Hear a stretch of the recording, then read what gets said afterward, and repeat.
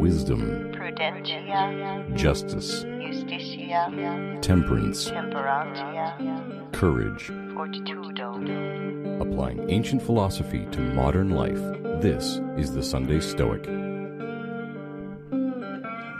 Welcome to the Sunday Stoic. This is Steve.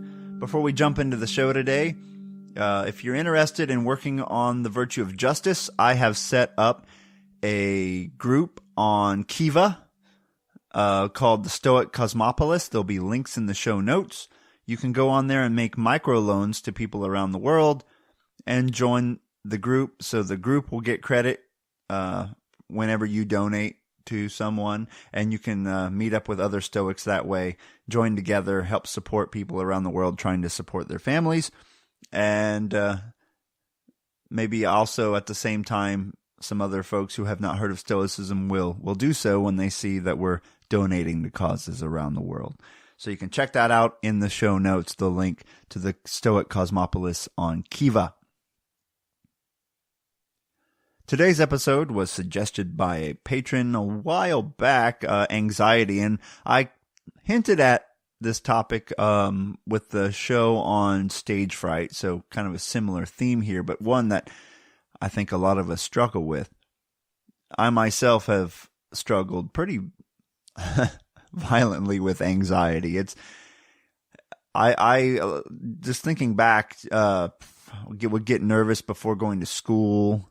Some of the worst anxiety I remember as a kid was when I was a altar boy in the Catholic Church, when I was first learning how to do that. So I was shy, didn't like to talk in public, didn't like to be in public, didn't hardly talk in the classroom or anything. And suddenly I'm expected to be on the altar of the church in front of the crowd, interacting with the priest, mind you, which in, your mind as a child is a pretty important guy, like the one guy between you and the Almighty, and you're supposed to interact with this person and not mess up.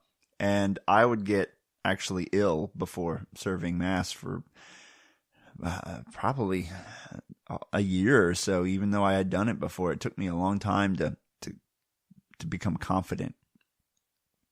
Then I go to college and public speaking would freak me out. I would actually get jittery and shake and stumble. I mean, heck, I still stumble over words, right? But not in the same way as when you're freaked out, like I did in my public speaking course. And then I eventually did some research on fossil plants in my biology degree, and was then able to go to a conference, and I had to talk about my research in front of a room full of scientists. And only around that time, when I rehearsed and practiced and then did it and did okay, did some of that fear of public speaking eventually start to go away. And then when I went to grad school and I had to teach literally every day, it was kind of like anxiety boot camp. I had to get up there every day and talk in front of a group over and over and over again. And not saying that some of that nervousness never goes away. It certainly does not, but that crippling anxiety definitely did go away. Now, when new situations arise that seem scarier than what I normally do, then some of that anxiety can come back again. Like a few years ago, I was asked to write a song and perform a song in honor of my graduate supervisor. And it was a song about her career, and it was kind of humorous. But I had to sing, which is different than talking, right? You have to play guitar, sing, and hope they like, if you're not Stoic, you hope they like your singing, you hope they like the words you wrote, and you hope you don't mess up the guitar part as well, all at the same time. So you have multiple levels of anxiety.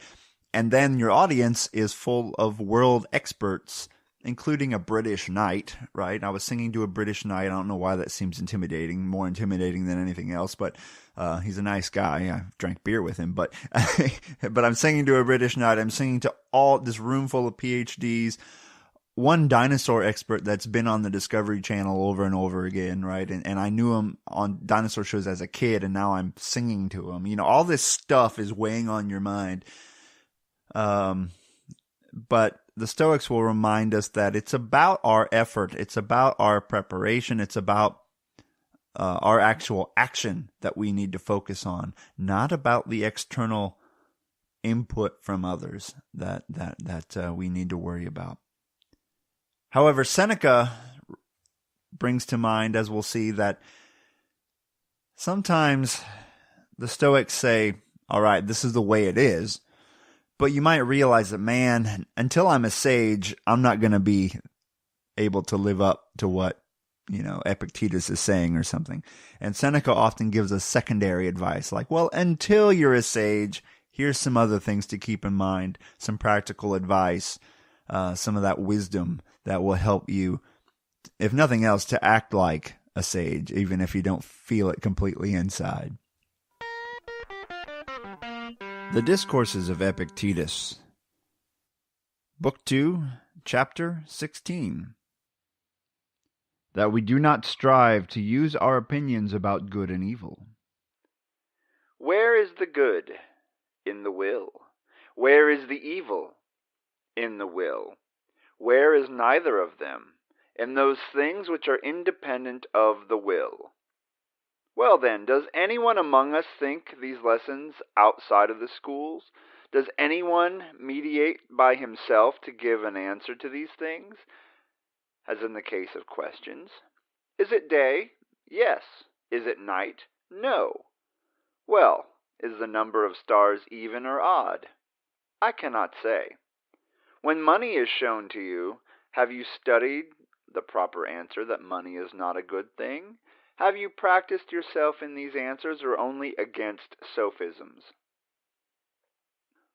Why do you wonder then if in the cases which you have studied you have improved, but in those which you have not studied you remain the same?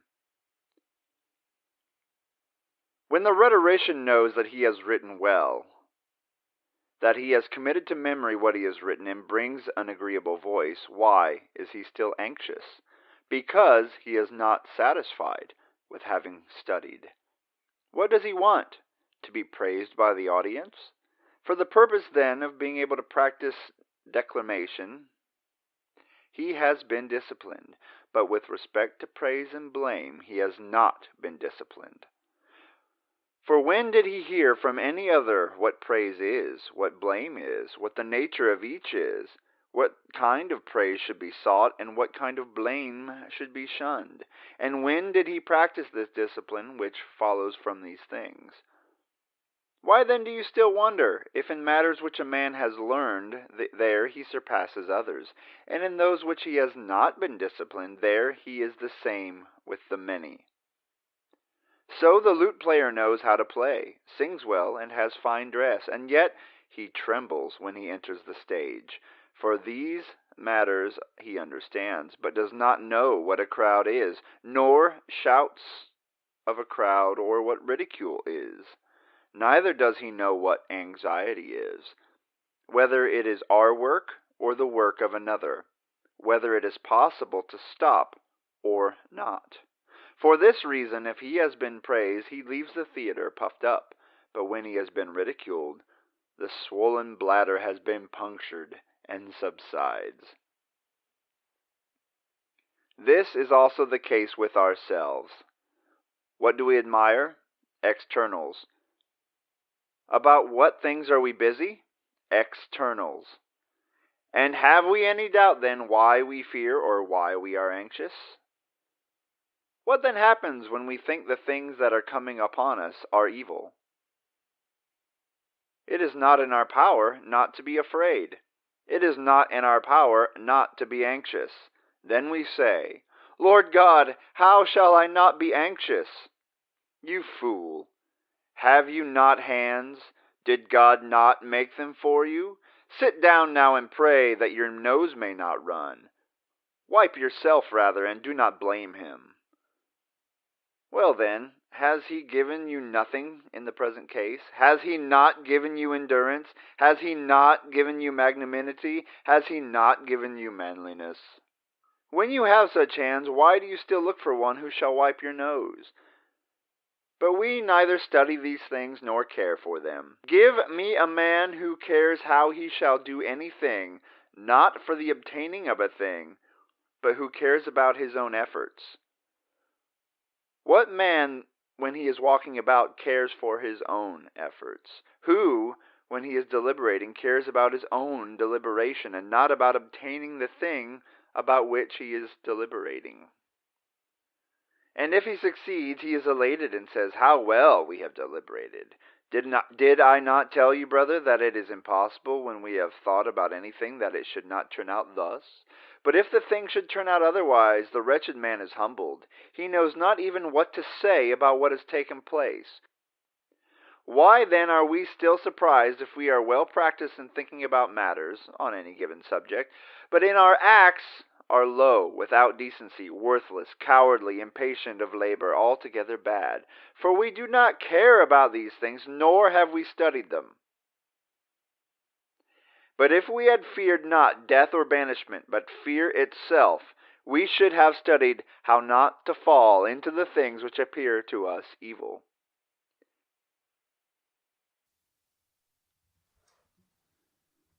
Moral Letters to Lucilius by Seneca, number 13, On Groundless Fears. I know that you have plenty of spirit, for even before you began to equip yourself with maxims which are wholesome and potent to overcome obstacles, you were taking pride in your contest with fortune. And this is all the more true, now that you have grappled with fortune and tested your powers. For our powers can never inspire in us implicit faith in ourselves, except when many difficulties have been confronted on this side and on that, and have occasionally even come to close quarters with us. It is only in this way when the true spirit can be tested, the spirit that will never consent to come under jurisdiction of things external to ourselves. This is the touchstone of such a spirit. No prize fighter can go with high spirits into the strife if he has never been beaten black and blue.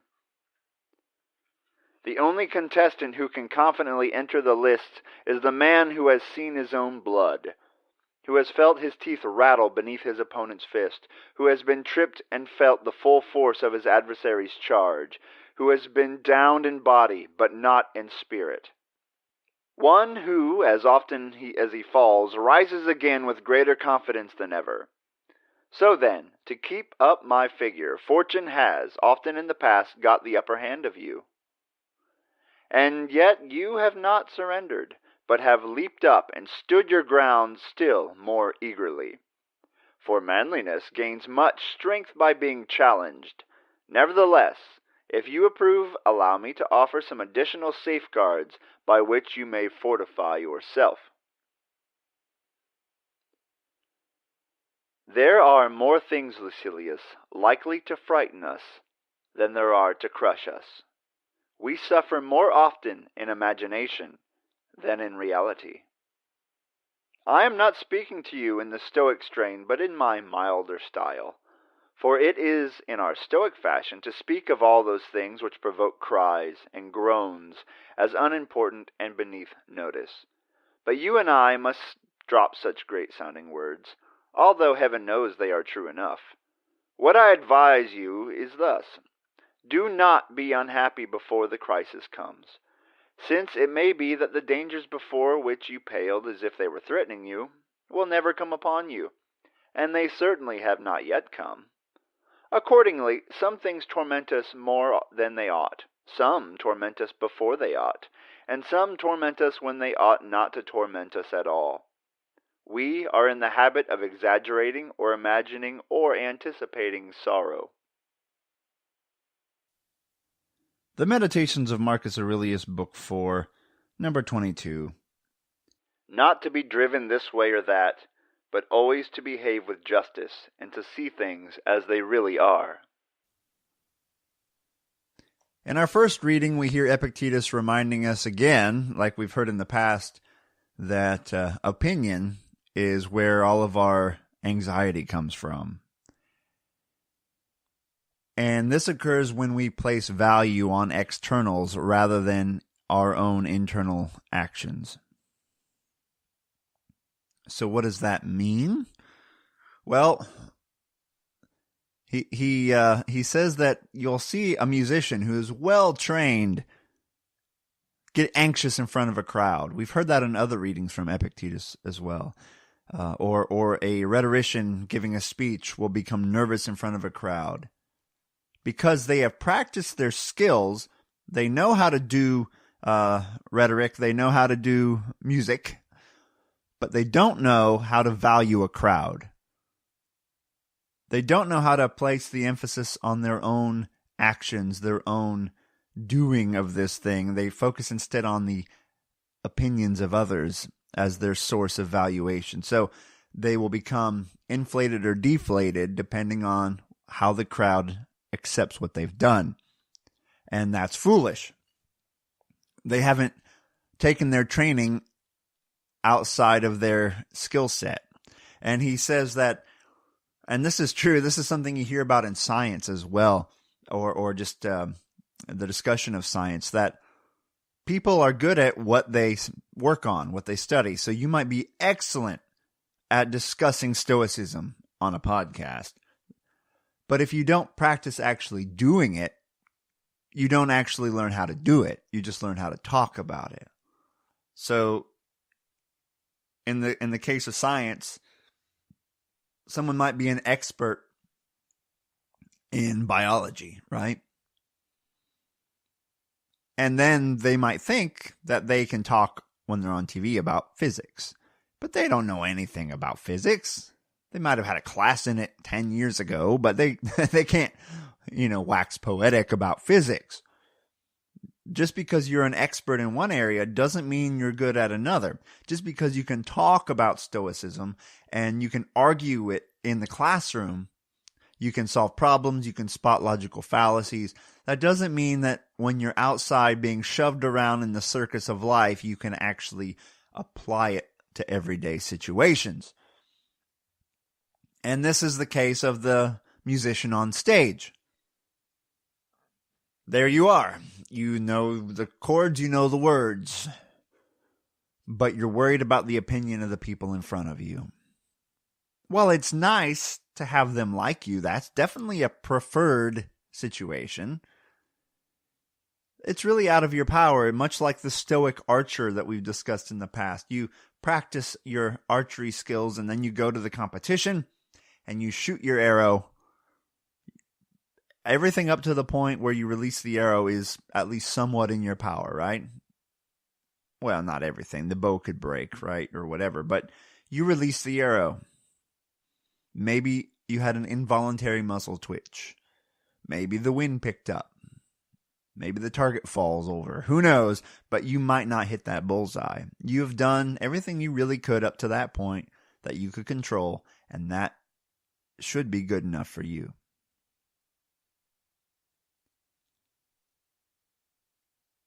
But Epictetus tells us that for most of us, it won't be good enough for us because we value the opinions of others. He says, why should you lament that you have a runny nose? So, in that case, we need to rely on another Stoic virtue, fortitude or courage. So let's say you're anxious. So what? Do it anyway. Suck it up, right? That's the hard part. Get out and do it. You might be jittery. Give it your all anyway. That's all you can do. Be that boxer in the ring, even if you don't want to face this particular opponent. You might get knocked out. You might win. You might hold your own and do okay. But get out there and do it. He has a very famous saying here, well, famous as far as we're concerned within Stoic circles. Let's say you're nervous, right? Well, God gave you fortitude. You have courage. Let's say you have a runny nose. Wipe it. You have a hand. Don't complain and whine. Why do I have a runny nose? God, take away my runny nose. Somebody wipe my nose. Well, you have the power to do that yourself. Much like when we did the episode on Stoic prayer. Epictetus would have said, it's not right for you to pray to Zeus to do the things that you have the power to do. The only right thing to ask Zeus is maybe to help you do the things you already have the power to do, not to ask them to do it for you. So in these cases, you have the power to be brave, even in the face of anxiety. You're not a sage yet. You can't eliminate anxiety from your being, but you can do things anyway. And you can mitigate that anxiety using Stoic practices like premeditatio malorum, imagining the situation over and over before it happens, not in a anxiety causing way, but in a meditative way, picturing the event, just getting used to it, like feeling what it will be like in front of that audience. Do it like 20 times. That will help to reduce the shock of when it actually happens. Also, you can imagine it going really wrong and then figure out, well, how awful would that actually be? And you can always visualize it going right too, right? The way you would prefer it to go. But you have the power to be brave even if you are anxious. And then ultimately you have the power to disregard the opinions of others, especially those that don't really matter that much. Put your value in the right things. Don't worry about fame or notoriety. Just worry about being a good person. Everything else is extra. And then we go to Seneca. Seneca brings up that analogy of the boxing match, how engaging in the world is training. We don't know how stoic we really are until we get beat up by life a little bit. We have a hard time and we see how we recover. Do we stand back up and say, let's go again, buddy? Or do we just lay down, curl up in a ball and say, I can't do it? Do we have fortitude?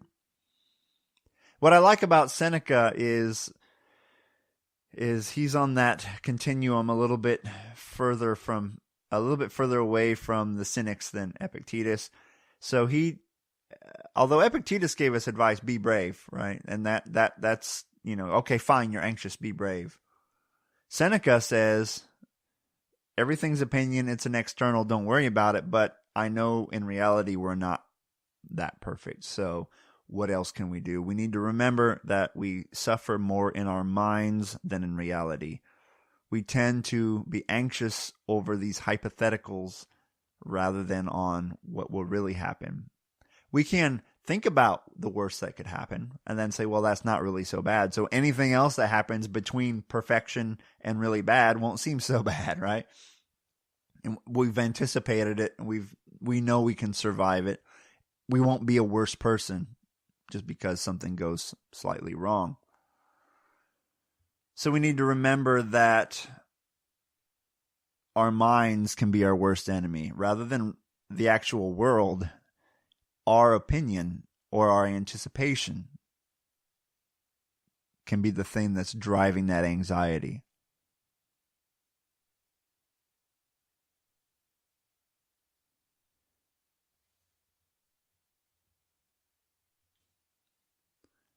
Seneca often advocates focusing, living in the present moment, sort of a Stoic mindfulness. We can look joyfully upon the past, but the past is the past. It can't be changed, so there's no use in being anxious or having regret, if you will, about things that have occurred. The future has not happened yet, and we tend to invent sorrow, and we tend to worry about things that might happen and let them impact us now. Well, he says don't let them impact you until they happen. You don't know that they're going to happen, and if they do happen, they're normally not as bad as you might have thought they would be. Either way, there's no sense in letting a future event cause you sorrow now. Instead, focus on living in the present. Look at the beauty around you. Don't neglect those around you. Don't be unjust just because you're worried about this thing that might happen in a week. Focus on the now.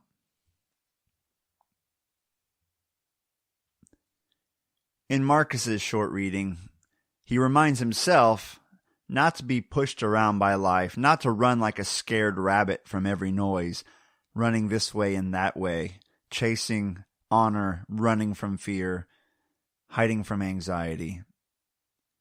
But to maintain a clear head, much like Seneca recommends, seeing things as they really are. I have to give a speech tomorrow, and that's scary. No, I have to give a speech tomorrow. Scratch out the judgment, right? Scratch out the judgment, and you'll begin to mitigate the anxiety.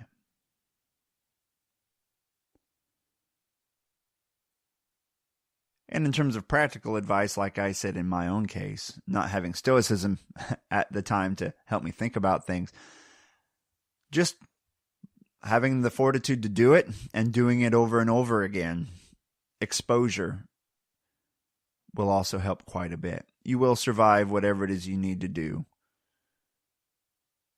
The trick is not to beat yourself up when it doesn't go as planned. Just admit that you're a human being. Oh my gosh, right? I'm a human. I'm a flawed human being. That's what I am. And focus on living a just life, doing the best you can. Focus on you being a good person. Don't be narcissistic about it. Make sure that you being a good person is at least 50% you helping the world around you.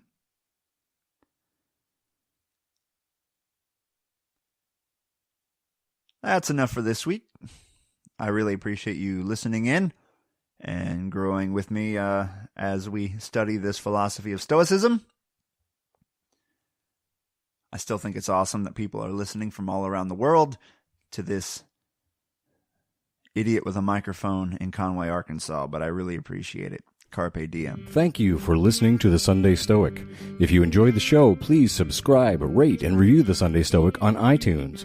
Become a member of the Sunday Stoic team, earn rewards, and be an integral part of the show by becoming a patron at www.patreon.com/SundayStoic. Contact the show by emailing sundaystoic@gmail.com or by leaving a voicemail at 501-503-3132. To find out more, visit www.sundaystoicpodcast.com. And as Steve always says, Carpe diem.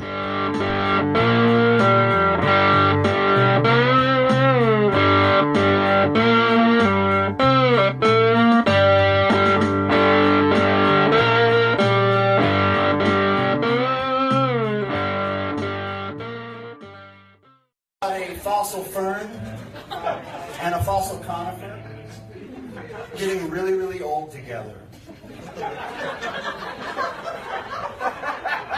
It's called pyrite decay.